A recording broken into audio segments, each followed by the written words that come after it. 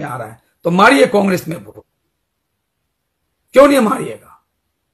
किसको मारिएगा वोट? कृष्ण कल्याणी को, जो हमारा बीजेपी का एमएलए है। आप लोग फैसला कीजिए, ग्वालपोखर का जनता, किसको वोट दीजिएगा? कृष्ण कल्याणी को, जो हमारा बीजेपी का एमएलए जीत के बीजेपी से वो टीएमसी में गया। इतना जल्दी, अभी 5 साल गुजरा भी नहीं। इस दौरान 2024 में एमपी का इलेक्शन आया और 2026 में फिर एमएलए का इलेक्शन होगा, मगर 2024 में एमपी का इलेक्शन और 9 विधानसभा में कोई भी इनको अच्छा प्रार्थी नहीं मिला।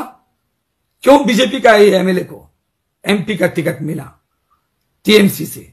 आप लोग गौर कीजिएगा, क्यों मिला? कारण है क्योंकि नोट में वोट लेने चाहता है लोग, क्योंकि नोट वाला प्रार्थी है वो, और वो बिजनेसमैन है। वो बिजनेस उसका कम से कम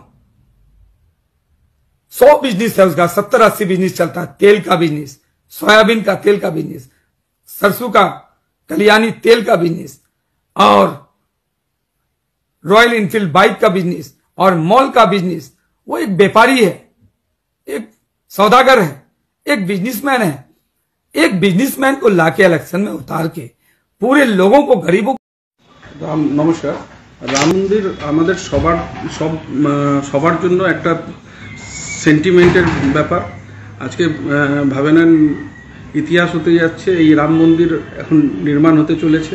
এই রাম মন্দির নির্মাণের জন্য অনেকে অনেক আন্দোলন করেছিলেন। আজকে যারা আন্দোলন করেছিলেন তাদের মধ্যে অনেকে হয়তো আমাদের সাথে নেই। হ্যাঁ, তো তাদেরকে আমি হৃদয় দিয়ে শ্রদ্ধা জ্ঞাপন করছি। আর আমি আজকে আমাদের কোম্পানির তরফ থেকে 2,01,000 টাকার চেক রাম মন্দির নির্মাণ কাজের জন্য দিয়েছি। আর আমি বিজনেস অর্গানাইজেশনগুলোকেও আবেদন করছি, আহ্বান করছি, তারাও এই মহৎ কাজে নিজের শ্রদ্ধা অনুসারে যা দিতে পারবেন এই রাম মন্দিরের নির্মাণের কাজে অর্থ দিয়ে সহযোগিতা প্রদান করুন।